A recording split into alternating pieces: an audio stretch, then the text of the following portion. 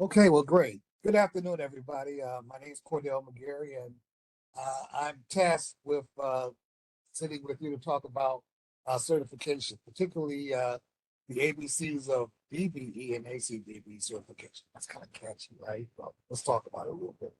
Jackie, can you go to the next slide for me? So basically, the certification unit is part of the Office of Contracting Equity, and we are in turn part of the Department of Procurement Services. The Department of Procurement Services is responsible for contracting for goods and services for all the departments and also sister agencies of the city of Chicago. We do this by working together as a team with our users, which would be the different departments, to guarantee an open, fair, and timely process and making sure that opportunities are provided for the general public to participate in these contracting opportunities. Next slide, please. So for our goals today is to talk about certification, particularly the DBE and ACDBE programs. We're going to talk about the benefits of the certification, those individuals that will qualify for consideration for certification, requirements, the application process. We're going to touch on the documents that are needed as part of the process and what happens after the applications are submitted. Next slide, please. So I came out with saying the ABCs of DBE and ACDBE certification. Now, here's what those acronyms, those letters stand for. The DBE basically stands for the Disadvantaged Business Enterprise Program. And of course, ACDBE, we're talking about the Airport Concessions Disadvantaged Business Enterprise Program. And again, the topics we're going to talk about will be requirements, the application, and the like. So next slide, please. Certification requirements. Next slide, please. So as a City of Chicago, we're a federal grant recipient. We receive monies from the United States Department of Transportation and the Federal Aviation Administration for purposes of providing construction services regarding roads, airports, and the like. As part of the recipient from the federal government, we are mandated to have a program that would provide opportunities for small and minority-owned businesses to participate in contract opportunities that come about as a result of that. The DBE, ACDBE acronyms actually are intended to cover the wide variety of different minority and eligible groups that will be able to participate in this program. And the objectives of the program, of course, is to ensure non-discrimination in the award and administration of federal contracts for the department's highway, transit, airport, and financial assistance programs and concessionaires. We try to do that to create a level playing field upon which all businesses can compete fairly for these contract opportunities. And the actual, program itself provides guidance for the participation of those firms that are involved in the program and these federally funded contract opportunities. Next slide, please. So again, the programs, the DBE and ACDBE programs are federal programs. They're governed under federal regulations. Formally, these regulations are called 49 CFR, which is the Code for Federal Regulations. Parts 26 and 23 specifically refer to the DBE and ACDBE programs. And under those guidelines, a business must be a for-profit organization, small business, which is at least 51% owned by one or more members of a minority group, in this case, socially or economically disadvantaged persons. Those management and operations would need to be controlled by also one or more of the socially and economically disadvantaged owners. The business must have operations in the type of business that it seeks to perform before it applies for DBE certification. And what we kind of mean by that is that the business should be in the process of operating. It shouldn't be from a standpoint, I have a business plan, now I want to get certified. Your business must be operating or in the process of operating in a type of work that you seek to perform before you apply for DBE certification. In the case of ACDBE and airport concessions, of course, that could also be construed to include businesses that not only are just operating at the airport, but businesses that provide services to concessionaires at the airport, a way of management consultation. It could be a supplier to a restaurant that might be operating at the airport, or providing advertising services, let's say in marketing the business activities at the airport. Next slide.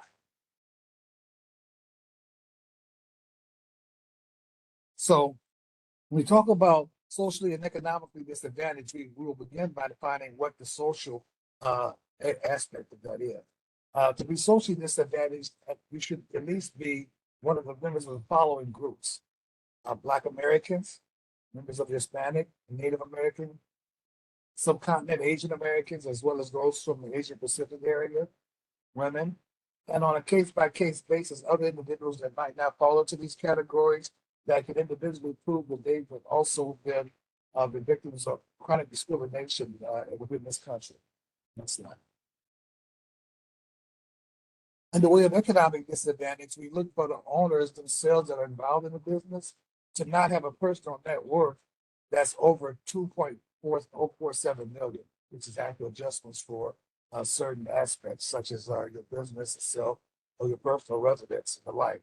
The thing being is that if your personal net worth, which is all your total assets minus your total liabilities, if that number exceeds over 2 million, in this case, you're not considered to be economically disadvantaged. Another aspect of the economic disadvantage pertains to the business side itself. Again, the program is designed to work with small businesses, and how we define that is based upon a couple of parameters. For the DBE program, we look at a business gross sales, where gross receipts, not exceeding on a 5-year average, what's considered to be the SBA size limit for the firm's primary line of business. So basically, businesses are certified based upon the services that they provide. So let's say, for example, I'm in construction and I'm a plumber. The Small Business Administration, or the SBA, actually has a breakdown of businesses by industry, where they actually will define, depending on the industry, what that number might be that would constitute you being a small business.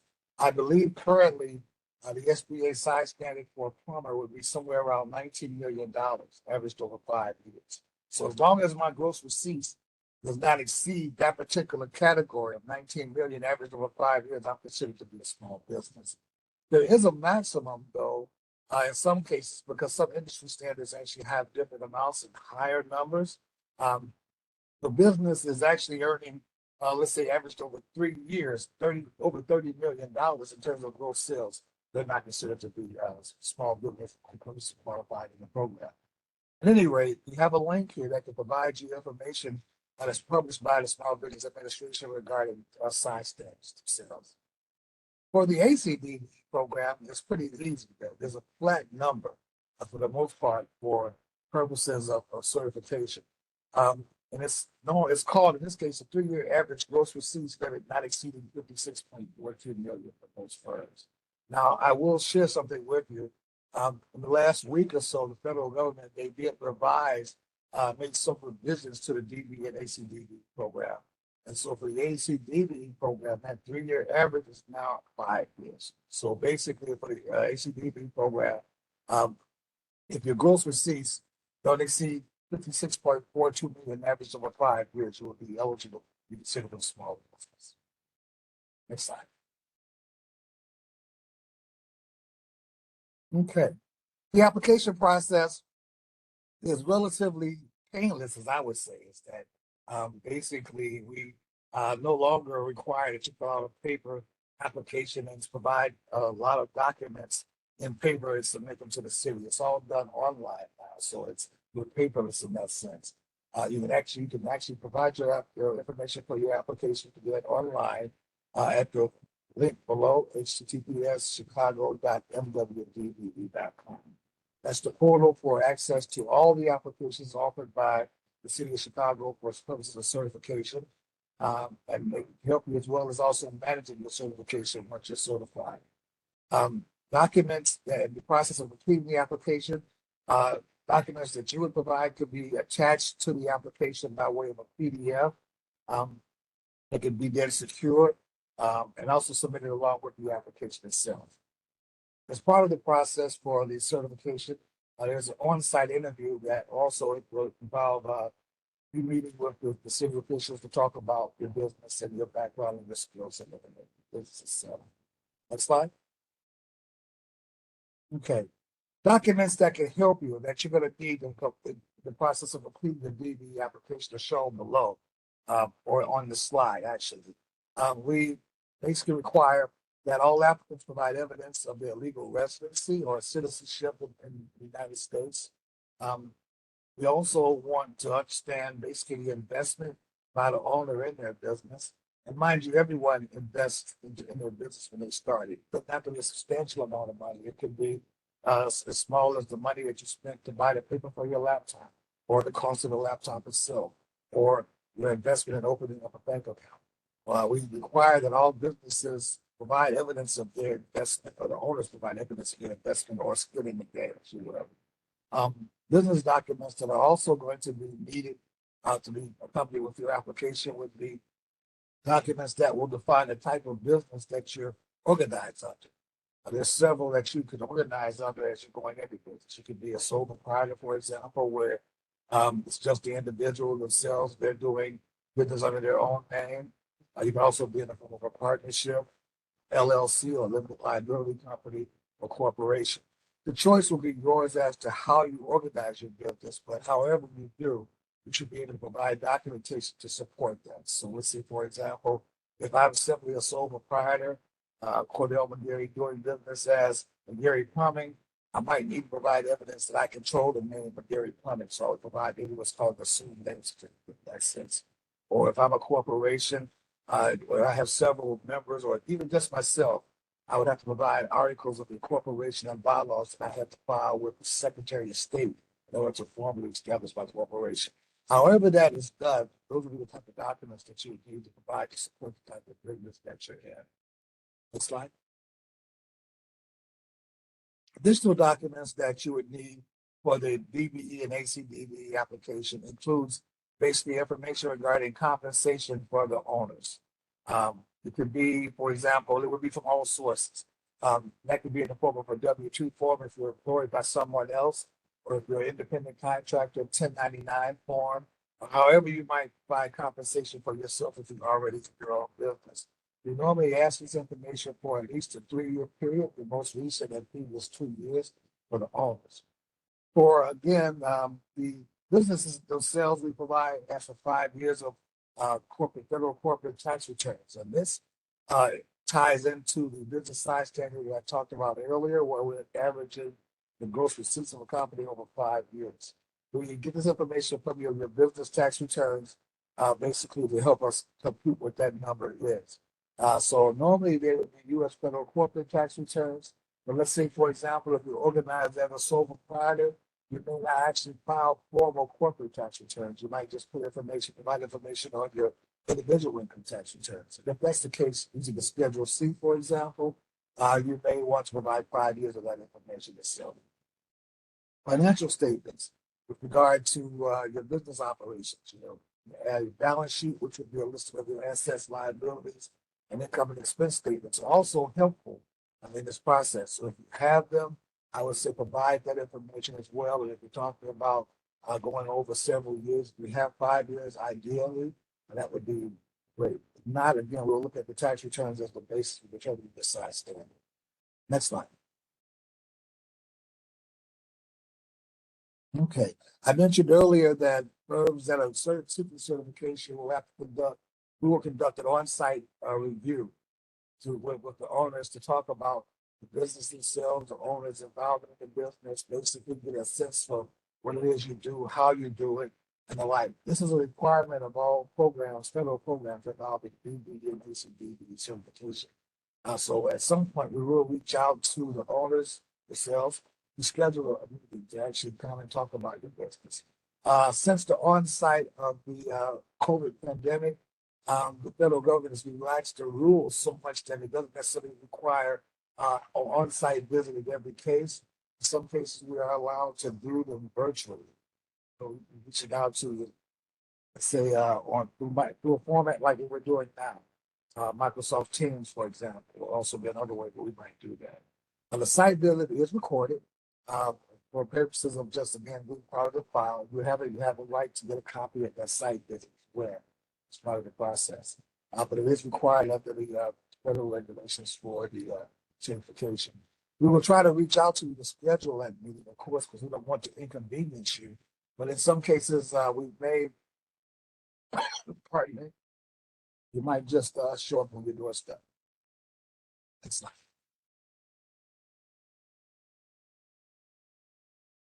The factors that are involved in certification, pretty much as outlined here, we require that the business is at least 51% owned by eligible individuals. So if there's a group of people, let's say, that would comprise both minorities and non-minorities, at least 51% of that business must be owned by a minority. That would then fill the need of the social and economic disadvantage portion of it. Again, the owner should not have a personal net worth exceeding 2 million. In most cases, the size of the business is measured by its gross sales average over 5 years should not exceed what the industry standard would be for that type of business. Personal net worth, again, we talked about that. That's the 2.047 million aspect. Along with the ownership, we look at ownership, we also require that the business owners have control of the business and are not dependent upon any non-eligible individuals for its operation. Businesses are certified based upon the combination of the ownership being controlled by at least 51% of the minorities. The business has to perform a service, and that owner should have the expertise and understanding of that service that's been provided. So again, let's say, for example, I'm seeking certification in architecture. It's not enough just to be able to be the one that opens that opens the door, sign the checks, and take care of the administrative paperwork. I would also need to have expertise in architecture to be able to manage the function of the business that is basically the core of what I do. So again, that's an important part of the certification process. At the end of the day, during the application process, the burden of proof for all of this will have to fall upon the applicant. So again, if I'm applying for certification, let's go back to my example of a plumber. I would have to at least own the majority of my business, if not all of it.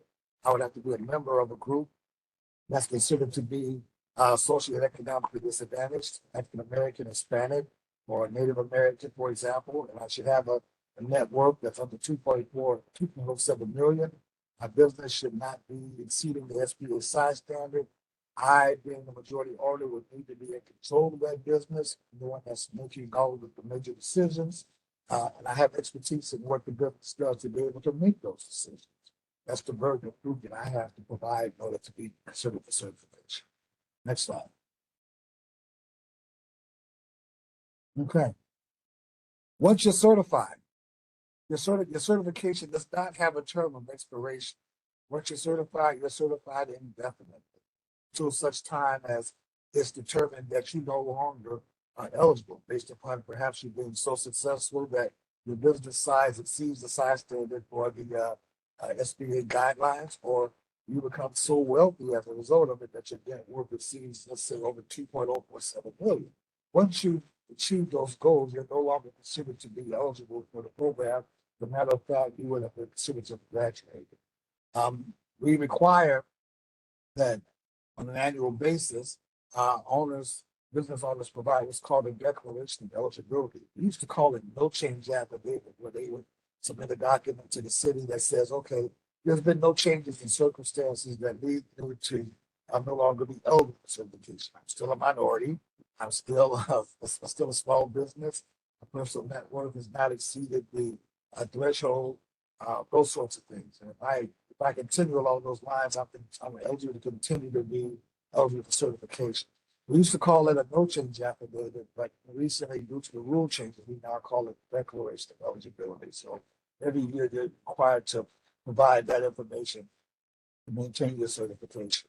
Along with that, of course, you're going to provide us current tax returns so that we can be assured that you have not exceeded your business size standard. In the case, however, that there's been changes in the business, such as, let's say, additional ownership, the ownership has changed, or there have been additional people that have been added to the business to the way of ownership, or let's say, again, your business size has changed, or your personal net worth has changed. These things are considered to be material changes to your business, and they should be reported to the city within 30 days of occurrence. So you don't have to wait until the annual period to submit that. Once that happens, you should notify us within 30 days of it actually happening. And you can actually provide the information regarding your annual declaration of eligibility or changes to your business. You also report that information online at the same location where you can apply for certification. That would be https chicago.mwdb. Next slide. Okay. The benefits of being certified. We probably should have started here, right? Well, there's no application fee, first off. Some certification programs, they do have an application fee for processing. There is no application fee for the federal program for DBE and ACDBE certification. Of course, being certified as either a DBE and or an ACDBE provides you opportunities for participation in those contract opportunities that come about from time to time in federally funded contracts with the City of Chicago, Illinois Department of Transportation, Chicago Transit Authority, Metro, and Pace. I like to use that as an example of a contract opportunity that could also be a potential for DBE participation. And that, let's say, for example, the CTA is embarking or will be embarking soon on expansion of the red line.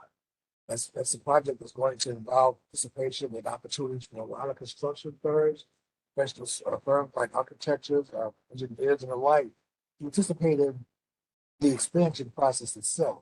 Being a DBE that's certified with any of the agencies that's listed here, City of Chicago, IDOT, and also afford you an opportunity to participate on those contract opportunities. That's something to consider. At the airport, for example, there's an airport expansion program going on that will provide opportunities again for people to get involved with a variety of different business aspects, from let's say operating as a concessionaire at the airport to perhaps even doing some of the road runway work that's going to be done as part of the airport expansion.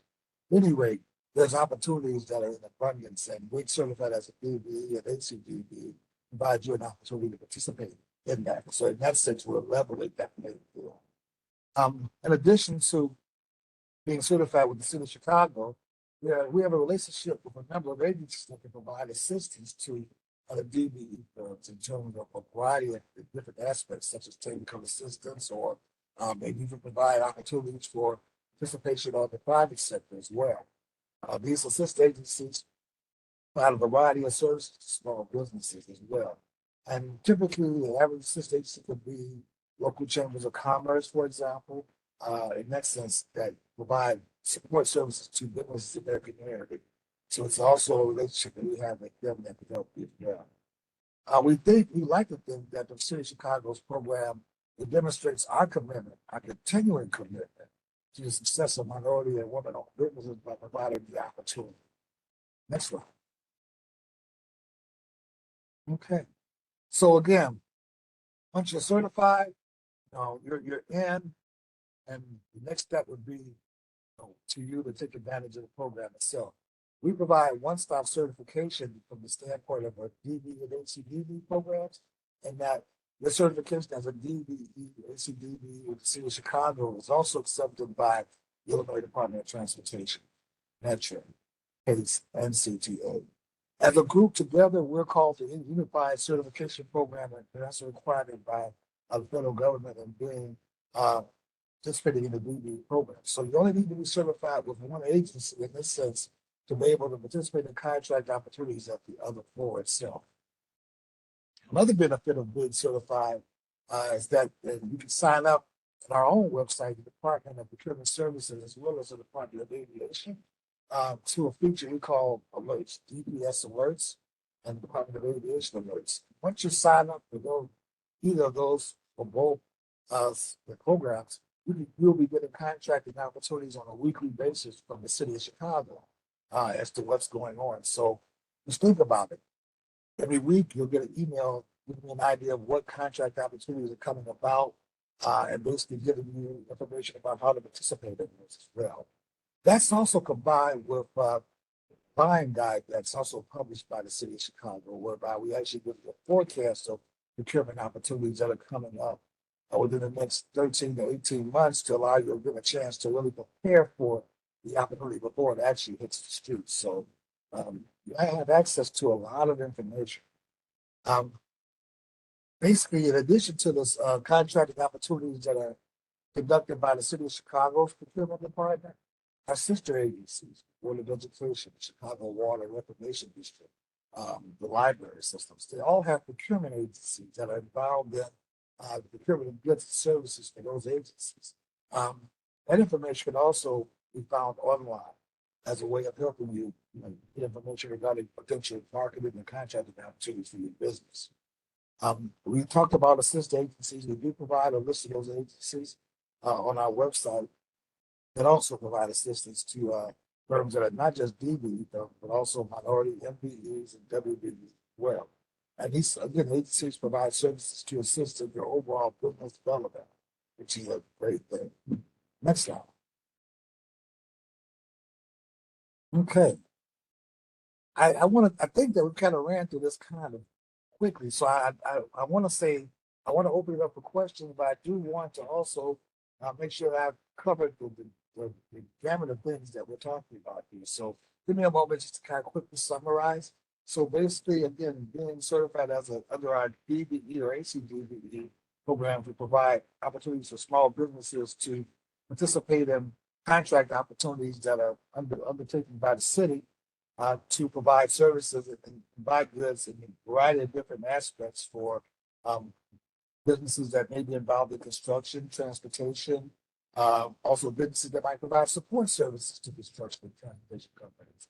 It's not uncommon to see businesses certified in a variety of different areas, from barbershops that might work as concessionaires at an airport to business stationery stores that might provide a documentation for small businesses that are involved in this contract opportunities.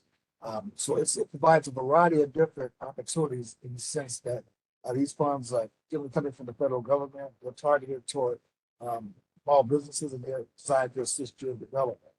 We talked a little bit about businesses being owned by minorities and women in terms of being socially and economically disadvantaged.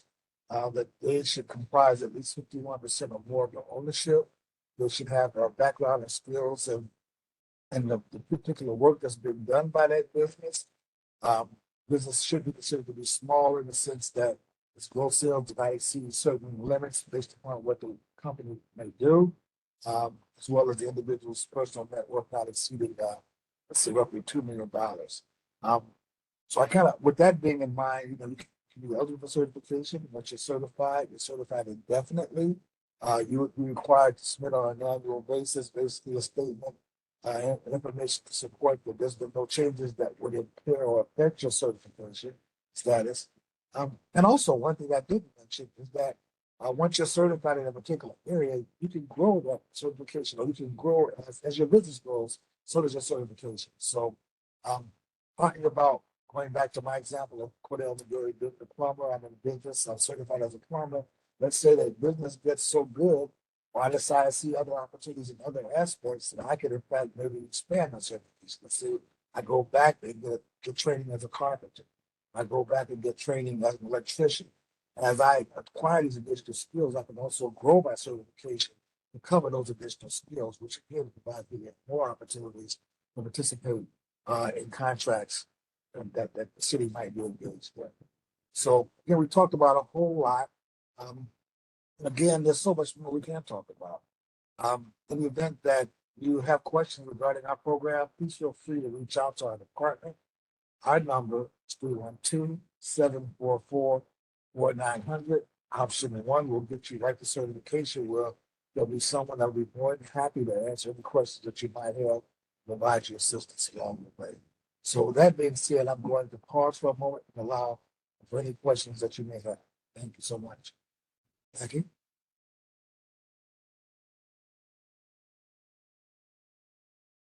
Thanks, Cordell, for that great information. If you need to ask a question, go ahead and put it in the Q&A panel. And we will answer that question. I just put information in the chat panel. So please go right ahead and put any questions that you might have in the Q&A panel. If there are no questions, that means Cordell did a wonderful job as he always does. Wanting just to make sure that uh, we are answering or targeting all the questions that you may have. Um, if there are no further questions, and I will just give it one more second for that, I would just say look out for information coming up regarding our um, uh, Primes Connect with the City of Chicago infrastructure groups, as well as our procurement symposium in September. So we will definitely be posting those. As Cordell told you, a good thing to sign up for is the DPS alerts, so you get all of this great information. So Cordell, I don't see any questions in the Q&A panel, so I will just say thank you for the information. I thank the participants for coming on, and have a wonderful rest of your afternoon. And we hope to see you back here for another workshop next week or in the future. Thanks so much, and have a wonderful rest of your day.